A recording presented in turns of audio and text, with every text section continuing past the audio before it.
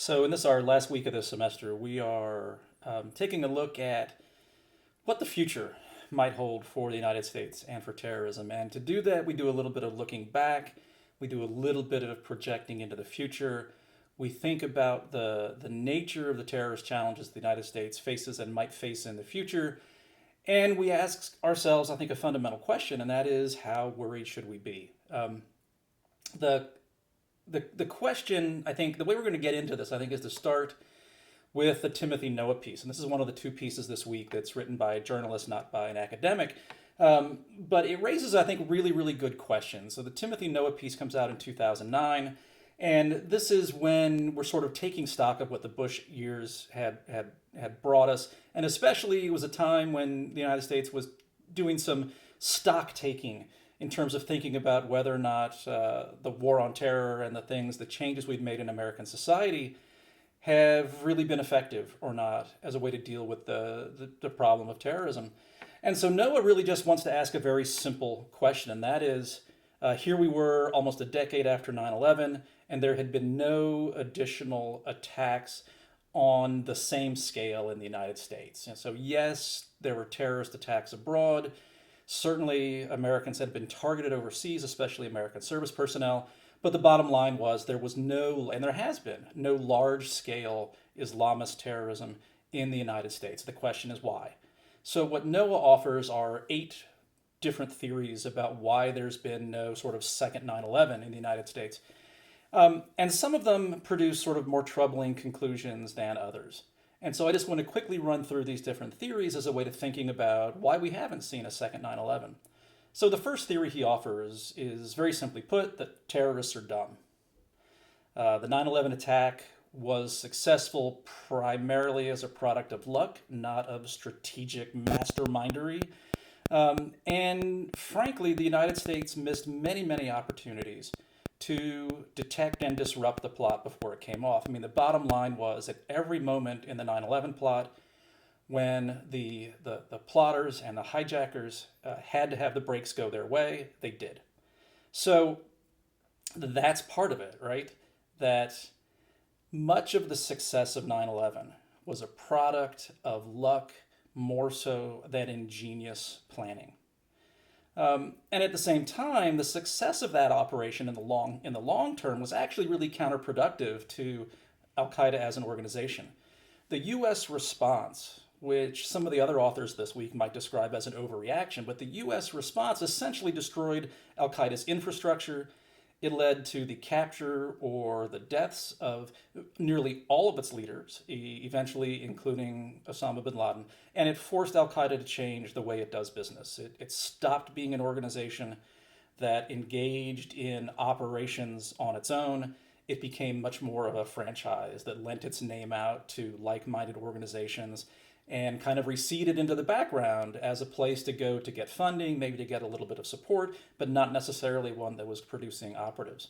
So the bottom line is, right, that strategic incompetence is a much more apt description of most terrorist organizations than strategic brilliance. And in the years since 9/11, while there have been organizations that may have expressed the intent to attack the United States on the scale of 9/11, having that intent doesn't necessarily mean that the organization has the capacity to follow through. So if we're going to worry about the future of a 9/11, of a second 9/11, and we ask ourselves how much is there to worry about, this theory suggests there's not a lot, right? So on the worry scale, this is at the lowest level. The second argument that Noah offers, the second theory, is the near enemy theory. And here's the idea is that Al Qaeda and other groups haven't attacked the United States since 9/11, primarily because the conflicts they are waging are local. They are fighting against secular or so-called apostate regimes in and around the Middle East, that they're waging local struggles for power and influence, and that these struggles are really the primary objective. The consequence, therefore, is that the attention of these groups, Al Qaeda, its successor organizations, and some other like minded organizations, their attention is focused on their local struggles, not on the United States. Why attack us if the fight is with the Egyptians? or the fight is with the Yemenis, or the fight is with the Jordanians. So this is the second lowest on the worry scale. The next one, I think, touches on things we've talked about earlier in the semester, and that is the idea of the melting pot theory of why there's been no future 9/11. And here the question asks, could something like this come out of a process of homegrown Islamic radicalization? Could homegrown jihadists carry out the next 9/11? The answer to this is primarily no. It's highly unlikely for reasons we've talked about before. One of the things that we know is true about American Muslim community and Arab American community in particular is that the United States has been far more successful in assimilating Muslims into mainstream American society than has been the case in Europe, where we have seen considerable numbers of attacks, not 9/11 scale attacks, but considerable attacks carried out by Muslims living in Western European countries, whether we're talking about France or Belgium or England. In fact, in the United States, Muslim Americans tend to be both wealthier and better educated than the average. So there's little indication, and as we've talked about before, of significant Islamist radicalization in the United States, with some very few exceptions that I think you're probably familiar with. The Tsarnaev brothers and the Boston City Marathon, certainly the San Bernardino shooters, and a handful of cases, but nothing large scale. And in fact, one of the things we know from public opinion surveys is that American Muslims are also far less likely to express support for global jihad than their European counterparts. Well, what about other American violent groups, other American terrorist organizations? Like the far right, a group that I've paid a lot of attention to, groups that I've paid a lot of attention to in my own sort of study over the last several years, and we've talked a fair amount about. Could they do something like this? It's possible, right? It's possible. But so far, Oklahoma City, the biggest example of domestic terrorism in the United States, in other words, terrorism produced by domestic actors, even that attack, like 9/11, seems to be a one-time event. Seems to be. So here's the bottom line on this one, right? On the worry scale, this is slightly more worrisome. We can only be so reassured about a lack of radicalization so far. It doesn't mean that there's not some anxiety about the hypothetical, statistically very, very small possibility of a group of people who mean to do really bad things.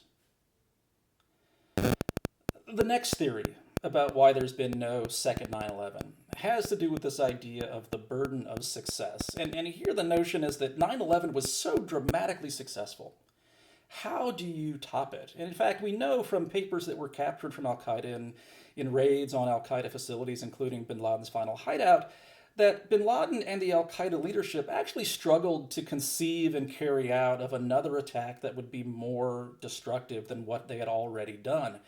There was frankly really only one place to go once you did 9/11, and that's WMD terrorism, which we'll talk more about in other videos for this week. WMDs, especially nuclear terrorism, and if there is evidence that al-Qaeda was seeking to acquire these capabilities. But the reality is that it's incredibly difficult to develop these abilities, and it's almost impossible to buy this stuff on either open or global black markets. Enriched uranium is the key if you want to build a nuclear bomb, which theoretically is pretty straightforward, but practically has all kinds of obstacles. If it didn't, a lot of other countries would have nuclear weapons. Biological and chemical weapons have their own significant limitations, despite the fact that al-Qaeda did in fact have research programs for those as well.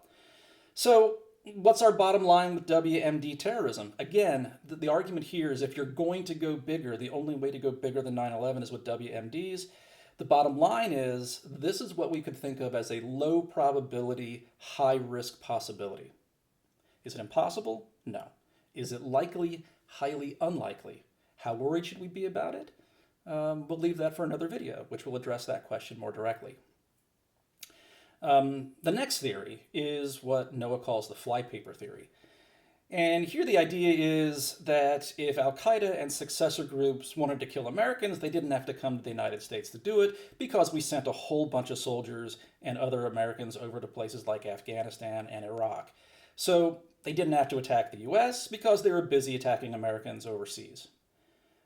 This is really kind of a historical explanation about why we haven't seen more stuff here, not necessarily a guide to thinking about what a future reality would be, especially as American personnel and military forces depart the Middle East, depart Iraq, and depart Afghanistan, then this theory may become less and less relevant. Another argument, and this is one that students will, depending upon sort of the makeup of the class, this is one that sometimes students will really buy into or will really reject. Noah calls this one, Bush kept us safe.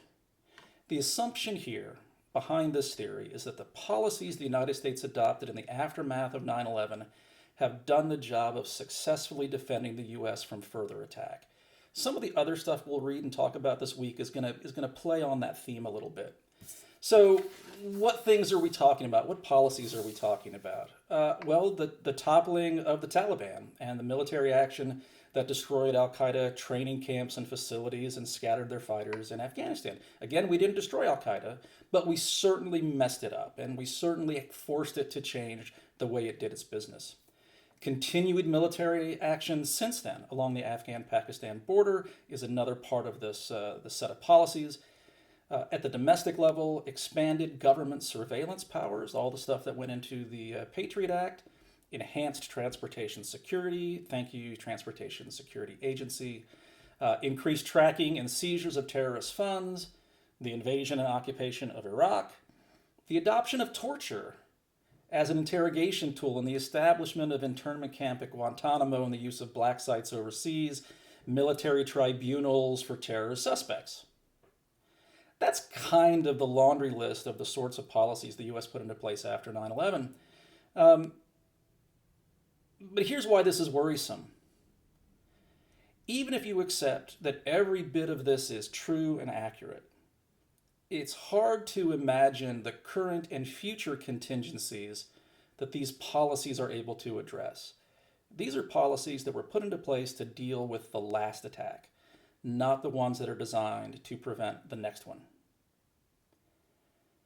So that's more worrisome.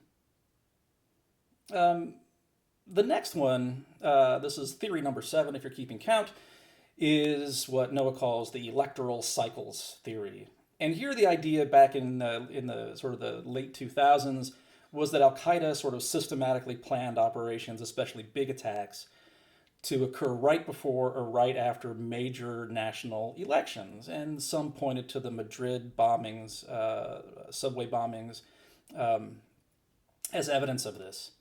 But here's the reality. The bottom line is that despite fears that emerged around 2004 and the 2008 American presidential elections, there's no evidence that al-Qaeda or other groups time their big attacks to try to influence elections.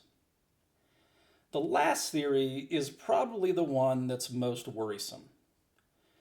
And this one Noah refers to as time and space. The time dimension is really the key here. Space isn't quite as big a consideration for us as it is for the case that sort of generated this theory. This was the case of Israel. But time certainly is. And so basically what this argues is that the next attack is simply a matter of time away. In other words, the longer it has been since the last major attack, the higher the risk grows that there will be another one. And that's in part because over time, defenses and security measures are relaxed, and as this happens, it creates new opportunities for an attack to occur. So the bottom line here is that we just have to wait for it, that the next attack is coming, we just don't know when. With that happy note, we'll move on to another video.